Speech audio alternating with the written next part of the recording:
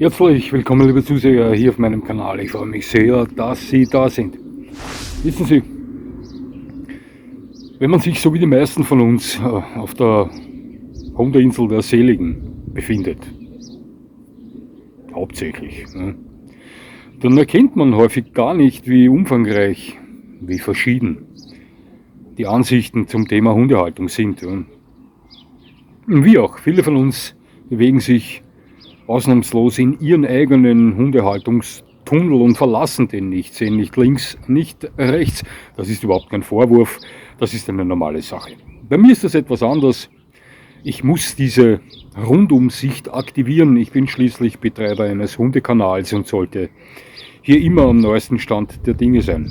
Ja, es gibt ja Leute, die fahren mit ihren Hunden zusammen das volle Banditenprogramm. Und dann gibt es wieder Menschen, die bevorzugen es, ihre Hunde per Gesang und Harfenspiel ins Bettchen zu begleiten. Es ist aber kein Widerspruch, wenn ich sage, beide Lager können ihre Hunde auf gleiche Art und Weise unsterblich lieben. Obwohl ich mir sicher bin, dass Menschen, welche eher den sanften Weg der Hundehaltung bevorzugen und ihre Hunde singend ins Bettchen begleiten, über Leute, die mit ihren Hunden das volle Banditenprogramm fahren, den Kopf schütteln. Doch umgekehrt wird es genauso sein. Ja. In eine solche noch typisch amerikanische Hundehalter-Szene, wenn ich so sagen kann, habe ich mich für Sie die letzten 3 Tage hineingewühlt. Ausschlaggebend für dieses Video heute waren 2 Nachrichten von meinen Zusehern, ein E-Mail und eine Nachricht über WhatsApp, welche mich auf einen ganz bestimmten Hundetyp aufmerksam gemacht hat, den Bullherder, wie Sie natürlich wissen, wenn Sie das Thumbnail zu diesem Video konsumiert haben. Ja. Ein Designerhund, wenn man so sagen kann. Ob der in der USA erfunden wurde, weiß ich nicht. Ich weiß nur, dass der Bullherder in Europa so gut wie kein Gewicht hat. In der USA sieht die Sache aber anders aus. Dort gibt es eine recht große Fanbase für diesen Designerhund. Mit welchem Hintergrund man solche Hunde züchtet, welche Idee dahinter steckt, welch Mensch man sein sollte, um solch einen Hund erfolgreich zu führen, das möchte ich mir heute mit Ihnen zusammen etwas näher ansehen.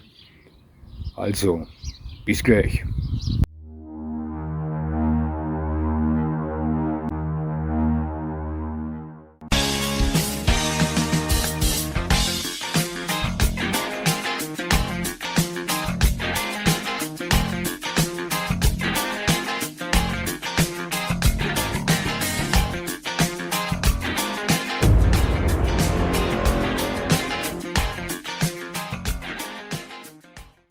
Nun, während ich mit Boris hauptsächlich im Stile des Blues unterwegs war, lief mit Attila permanent saftiger Heavy Metal. À la 2 Minutes to Midnight von Iron Maiden.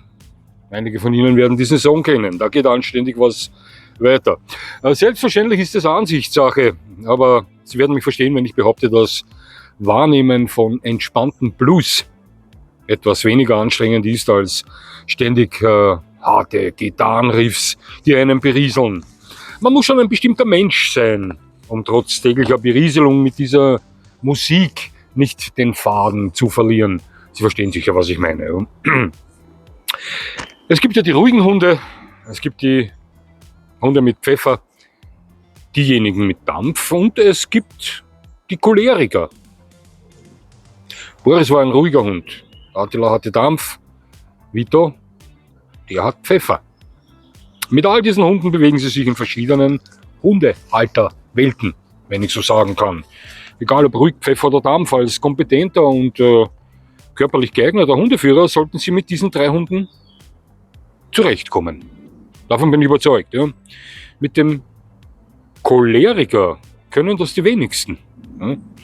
Mit diesem Hund kämpfen sie sich durch den Alltag. Ja. Hunde mit cholerischem Verhalten begegneten mir in meinem Leben mehrere.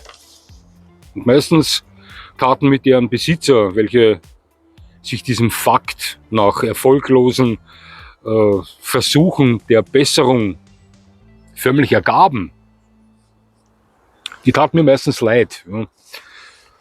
Einen solch cholerischen Hund kannte ich sehr gut und von diesem Presa Canario eine Hündin war. Das habe ich auch schon 2 oder 3 Mal erzählt. Dieses Molosser-Mädchen war ein Albtraum auf 4 Beinen, liebe Zuseher.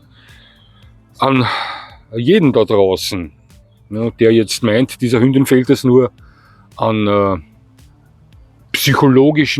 an gekonnten psychologischen Einwirken, möchte ich sagen, natürlich haben Sie recht, genau diese psychologische Heilung hätte sie notwendig gehabt vor ihrer Verwandlung zu Missheit. Ja. Doch in dem charakterlichen Zustand, in welchem ich sie kennenlernte, hätten sie monatelang mit ihren psychologischen Zauberkräften auf sie einwirken können und sie hätte sie nach Monaten trotzdem mit Haut und Haaren gefressen. Das können Sie mir glauben. Leider ist es heutzutage so, dass sehr viele sogenannte Hundeflüsterer etwas zu sehr von ihrem Können überzeugt sind. Der Meinung bin ich. Ja. Und nicht einsehen wollen, dass es Dinge in der Hundewelt gibt, die ihre Kompetenzen förmlich zertrümmern würden. Klare Sache für mich. Ja. Auch musste ich leider feststellen, dass im Internet teilweise Leute als Hundeguru regelrecht gehuldigt werden, die deren Fans als erstrebenswert erklären, wenn es um Dinge geht, die von jedem erfahrenen Hundefuchs als fatal angesehen werden würden, ganz sicher. Ja. Aber so ist das nun mal. Dann kann ich nicht wirklich etwas ändern, da ich weder in der Vergangenheit hier jemanden namentlich angeschwärzt habe und das mit Sicherheit auch in Zukunft nicht tun werde. Leben und leben lassen, so sehe ich das. Ja. Was ist ein Bullherder, liebe Zuseher? Was ist das für ein Hund? Nun, das erste Mal erfuhr ich von diesem Hundetyp ja, vor ungefähr 10 Jahren im Zuge von Recherchen zu X-Malinois und X-Herder. Diese beiden Begriffe werden vielen von Ihnen bekannt sein. Wenn man es ganz genau nimmt und sich an den Aussagen der professionellen Bullherder-Szene der USA orientiert, dann ist ein echter Bullherder entweder ein Mix aus Holländische Herdershund und American Pitbull Terrier oder Malinois und American Pitbull Terrier.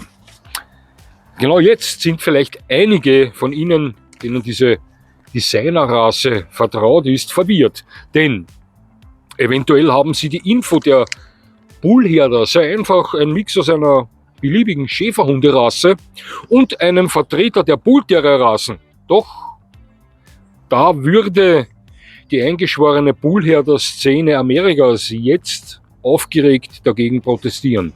Das kann ich Ihnen versichern. Mir wurde ein Video zugeschickt, in welchem ein Mix aus Holländischer Herdershund und American Bully als Bullherder beworben wird. Für die Szene in der USA wäre das allerdings eher ein Bandog. Auch Presa Canarios gemixt mit Mali oder Herder werden eher als Bandog, denn als Bullherder angesehen. Für diese Leute ist der echte Bullherder nur auf den Herdershund oder den Malinois und dem American Pitbull Terrier zurückgehend. Ausnahmslos. Also, weshalb kommt man auf die Idee, 2 verschiedene High Energetic Breeds, also Hunderassen mit außerordentlich hohem Energielevel, miteinander zu kreuzen? Ohne lange um den heißen Brei herumzureden, hierbei ging es von Beginn an eigentlich nur um den Schutz durch den Hund. Nicht mehr und nicht weniger. Ja. Wieso ich das weiß, das kann ich Ihnen sagen, weil ich mich in einer äußerst interessanten Live-Videokonferenz wiedergefunden habe, in welcher absolute Kenner, Könner und Züchter dieser Hunde miteinander diskutiert haben. Dieses Gespräch verfolgte ich etwa 30 Minuten und empfand es so spannend wie einen tollen Film. Da wurde sehr interessante Info preisgegeben, auch von Leuten, die Presa Canarios mit Hollandser Herdershunds kreuzten und begründeten, warum sie das taten. Und zu diesem Presa Canario Herdermix Herren möchte ich auch gleich etwas sagen, bevor wir mit dem echten Bullherder weitermachen werden. Es ist möglich, dass ich jetzt den Eindruck erwecke, dieser Herr, von dem ich gleich sprechen werde, wäre einer Hundehalterabteilung zuzuordnen, welche nicht nur viele von Ihnen nicht ausstehen kann, sondern ich selbst auch nicht leiden kann. Ja, doch das könnte täuschen. Sie können diesen Mann selbstverständlich nicht hören. Ich hörte ihn sprechen. Ja. Er sprach sehr vernünftig, ruhig und mit klar erkennbarer Hundekompetenz. Er vermittelte mir das Gefühl, für sein Projekt Presa Canario Herdermix zu brennen, mit Herz dahinter zu sein. Und ich wage zu behaupten, dieser Mann zählte absolut nicht zu der Fraktion, mein Hund muss der Stärkste sein. Ja, das war eher ein Feinmechaniker mit großer Leidenschaft zum Thema. Ja, er erzählte, dass er ein großer Fan des Presa Canario ist und auf seinen Fokus eher auf Hunde gelegt hat, welche aus Arbeitslinie stammen. Sich aber aus diversen Gründen dazu entschieden hat, sich einen Welpen zu holen, der einen Mix aus Presa Canario und Hollandser Herdershund darstellt. Er begründete das. Ja. Er sagte, die Dominanz des Presa Canario, welcher aus kanarischer Arbeitslinie stammt, ist nicht kompatibel mit seinem Umfeld. Er meinte, er hätte die Erfahrung gemacht, dass die Presas von der Insel, aufgepasst, ein Verständnis rund um Rangordnung zeigen würden, welches mit ihrem Arbeitsumfeld auf den Kanarischen Inseln harmoniert, aber bei ihm in der USA, inmitten seines Umfeldes, zur Katastrophe führen würde. Man sagt, die Zucht arbeitender Presa Canarios, die gleicht einer natürlichen Auslese. So werden dort auf Farmen 10 bis 20 Rüden und nur eine Hündin gehalten. Und dort bestimmt dann der dominanteste Rüde, wer deckt. Nicht der Mensch bestimmt das. Ja. Sie können sich also vorstellen, dass der Herr Papa, der sich hier gegen viele andere Presa Canario Rüden für das Decken der Hündin behauptet, kein Kind von Traurigkeit ist, oder? Ja, viele von Ihnen können sich das vorstellen. Er sagte, er lernte diese Hunde kennen und versicherte im Gespräch jeden, dass niemand von ihnen einen dieser Presas als Haushund haben will. Ja. Diese Hunde hätten eine derart starke Basisdominanz, dass sie ihren für sich beanspruchten Rang gegen Maus, Huhn, Hausschwein, aber auch gegen die Kinder der Familie und gegen sie selbst behaupten. Na boom. Ja, diese Hunde arbeiten auf den Farmen mit den Menschen, aber nicht unbedingt unterwürfig für sie, wenn Sie verstehen, was ich meine. Ja. Durch Zufall lernte dieser Herr Leute aus der Bullherder-Szene kennen, welche ihn auf einen Herrn aufmerksam machen, der Presa Canarios mit Hollandser Herders verbat. Er widmete sich dieser Geschichte und entschloss sich schlussendlich dann dazu, sich solch einen Welpen zu nehmen. Und danach erzählte er von seinem Hund. Hierbei handelte es sich um einen Rüden mit mächtig Dampf. Ja, ein Hund, welcher von der ganzen Familie geliebt wird und seine Familie ebenfalls liebt. Ja, aber auch ein Hund mit höchst ausgeprägten Wach- und Schutztrieb und enormer Reaktivität, wie er erklärt hat. Ja. Ein energisches Kraftpaket, mit dem nur er als einziger seiner Familie spazieren gehen kann. Da er keine ruhige Minute hätte, würden das seine Frau oder seine Söhne tun. Ein zuverlässiger und höchst effektiver Beschützer von Familie und Haus, aber auch ein sehr schwierig zu führender Hund. In dieser Konferenz erwähnte dann ein Ehepaar, welches, soweit ich verstanden habe, eine richtungsweisende Stellung in der dort anwesenden Bullherder-Szene innehat, vom ursprünglichen Grundgedanken zur Schaffung dieses Designerhundes. Und dieser Grundgedanke, der soll auf einen Zwischenfall in Los Angeles basieren, der sich vor vielen Jahren zugetragen hat. Aufgepasst, damals soll ein von diesen Leuten als Crackhead bezeichneter Krimineller mit Eisenstange bewaffnet in der Nacht in ein Haus eingebrochen sein und dabei von einem Malinois des schlafenden Besitzer-Ehepaars sofort attackiert worden sein. Der Hund, der biss ihn mehrmals und schwer, wie Polizeiprotokolle beschrieben, doch der unter Rauschgifteinfluss stehende Verbrecher verspürte diesen Schmerz weit weniger stark als ein nüchterner Mensch das tun würde. Wir kennen das. Menschen auf Kokain, Speed, Crack etc. haben eine weit höhere Schmerztoleranz als nüchterne Menschen. Der Hund, der brave Hund, der wurde mehrmals mit der Eisenstange getroffen und ließ genau deswegen ab. Beendete die Attacke und das mittlerweile aufgewachte Besitzer-Ehepaar betrat dann die Szenerie und wurde vom Kriminellen mit der Eisenstange erschlagen. Ja. Beim Verlassen des Tatortes wurde der Mörder dann von der Polizei verhaftet.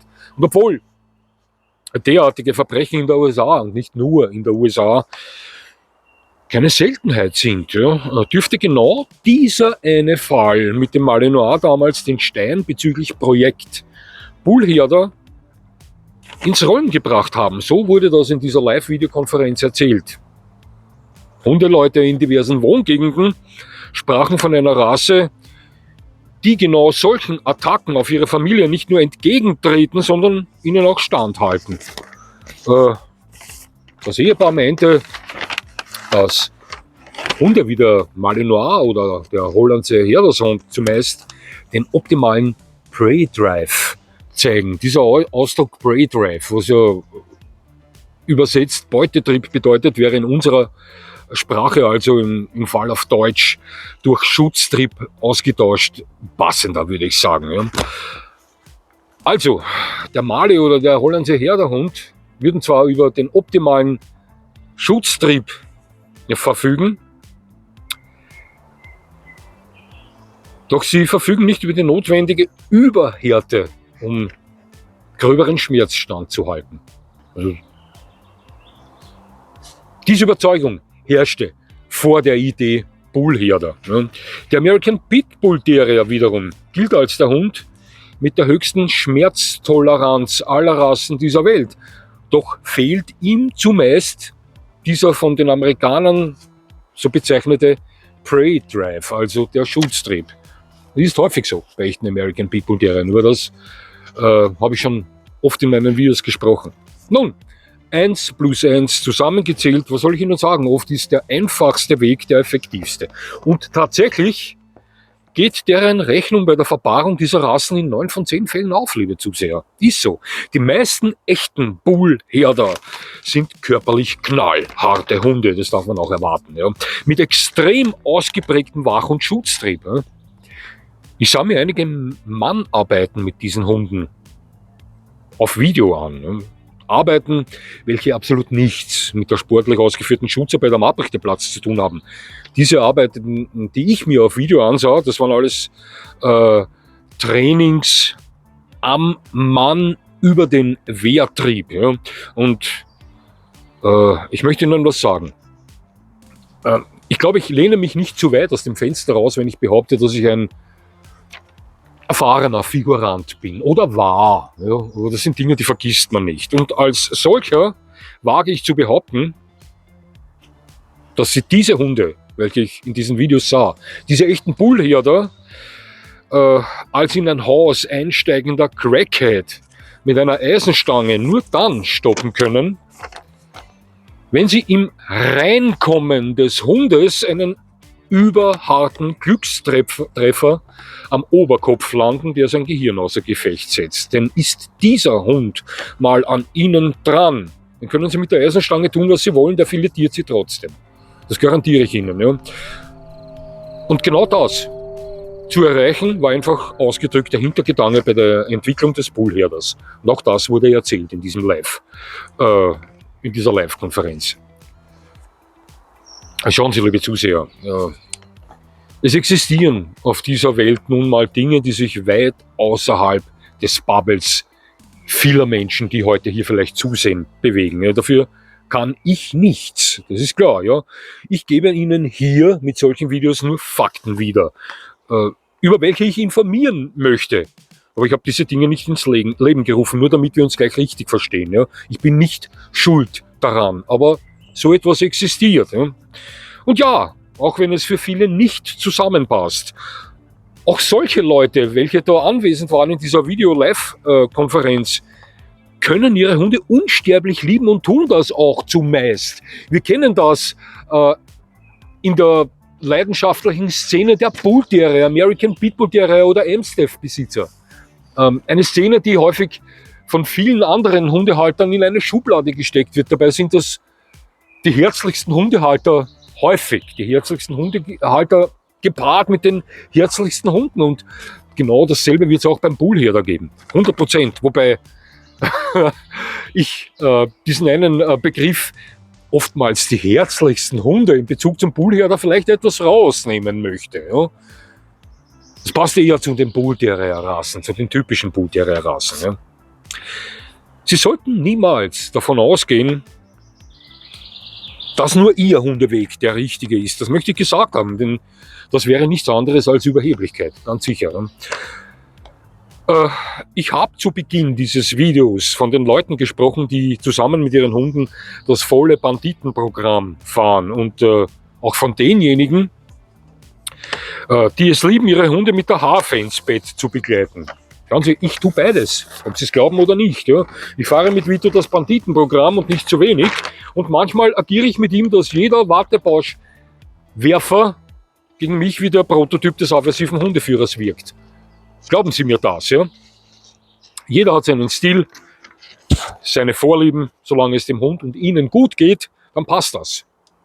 Nochmal zurück zu der Bullherder-Geschichte, zum Bullherder-Ehepaar, das da relativ viel zu sagen hat scheinbar in dieser Szene. Hier quält mich eine Wespe, ich hoffe, sie sticht mich nicht. Ja? Das ist der Duft. Ich trage gerade Versace Eros, das ist etwas süßer und das zieht natürlich diese Tiere an, die wollen mich fressen. Also, dieses Ehepaar sagte, dass 9 von 10 echten Bullherdern außerordentlich hohen Energielevel vorweisen. Ja, und das wundert mich nicht bei diesen Ausgangsrassen. Herdershund oder Mali und American Pitbull Terrier. Sollte niemanden wundern. Ja. Und sie sagte auch, dass so gut wie alle recht schwierig im Alltag zu führen sind. Auch das wundert mich nicht. Das Ganze unbedingt Gefühl und Können benötigt.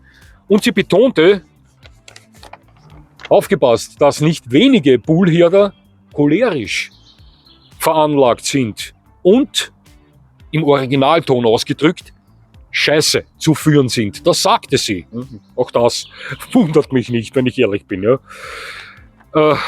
Weshalb Leute in ihrer Szene ganz besonders und genau untersuchen, an wem sie ihre Hunde weitergeben. Ja, natürlich habe auch ich eine persönliche Meinung zu dieser Geschichte, zu dem Ganzen. Eines ist mal ganz klar. Mit solch einem Hund haben sie Action. Ja, da brauchen wir gar nicht drüber reden.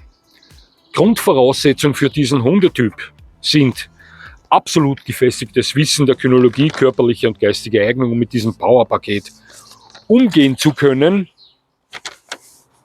Und sie müssen ein Mensch sein, dem klar ist, dass hier Action permanent vorherrscht. Und das über viele Jahre lang. Ja. Verzeihen Sie, ganz kurz. Jetzt schon wieder. Also ich liebe Action selbst. Ja. Zu gegebener Zeit besuche ich leidenschaftlich gern den Skistand.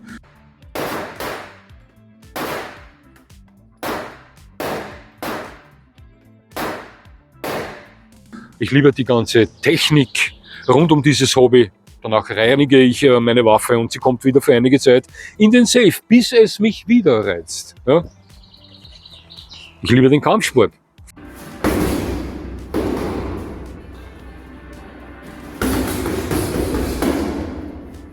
Von Kindheit an und widme mich ihm 2-mal die Woche. Das erfüllt mich. Und ich mag schnelle Fahrzeuge. Und obwohl mir klar ist, dass ich genau mit diesen Informationen zu meiner Person jetzt schnell mal in eine Schublade gesteckt werde, habe ich genauso wie diese Menschen, die mich in diese Schublade hineinstecken, das Recht, mich über meine Vorlieben zu outen. Ja. Viele dieser Menschen, die hier gern mal in Schubladen stecken, die outen sich ja auch als zum Beispiel non-binäre Person und absoluter Fan der woken Bewegung und fordern Toleranz diesbezüglich ein. Ich oute mich als Fan der Dinge, die ich gerade angesprochen habe, bin aber nicht ihr Feind deswegen. Ja. Ich teile nur ihre Vorlieben nicht. Das ist alles. Genauso wie Sie möchte ich mit den Dingen in meiner Welt, in meinem Leben glücklich werden, die mir gefallen. Nicht mehr und nicht weniger. So ist das. Ja, nun, was hat das alles mit dem Bullherder zu tun? Ja, weil solche und ähnliche Hunde zur Kategorie Action zählen, ist nun mal. Doch anders als meine Hobbys, die ebenfalls zur Kategorie Action zählen, bei welchen ich die Action abrufe, wenn ich Lust darauf habe, sind sie im Besitz solch eines Hundes permanent mit Action berieselt. Verstehen Sie, was ich meine? Und das wäre mir persönlich zu viel. Ich besaß 14 Jahre lang einen Hund mit mächtig Dampf, glauben Sie mir. Und obwohl ich Attila bis heute liebe und häufig an ihn denke, kann ich Ihnen sagen, dass so etwas eine riesige Herausforderung über viele Jahre darstellt. Eine riesige Herausforderung. Ja. Mit so etwas muss man erstmal zurechtkommen können. Ich kann verstehen, dass sich viele Freunde leistungsfähiger, starker Hunde für einen Bullherder begeistern könnten. Kann ich verstehen. Ich kann Ihnen aber auch sagen, dass ich mehrere Menschen kannte oder kenne, die schon ähnlich funktionierende Hunde besaßen und sagen, ja, das war eine spannende Zeit, aber noch einmal sicher nicht. Das kann ich Ihnen sagen. Ja. Und ich bin davon überzeugt, dass der Bullherder solch ein Hund ist, wo die meisten nach ihm genau das sagen würden. Davon bin ich überzeugt, ja. Ein interessanter Hund, ein schöner Hund, ein nicht abzustreitend beeindruckender Hund, klare Sache, aber für die wenigsten von uns der richtige Hund. Das ist meine Meinung. Es hat mich sehr gefreut, dass Sie mir zugesehen haben. Ich würde mich natürlich freuen, wenn Sie mir weiterhin zusehen und jetzt wünsche ich Ihnen noch einen schönen Tag und das war's schon wieder.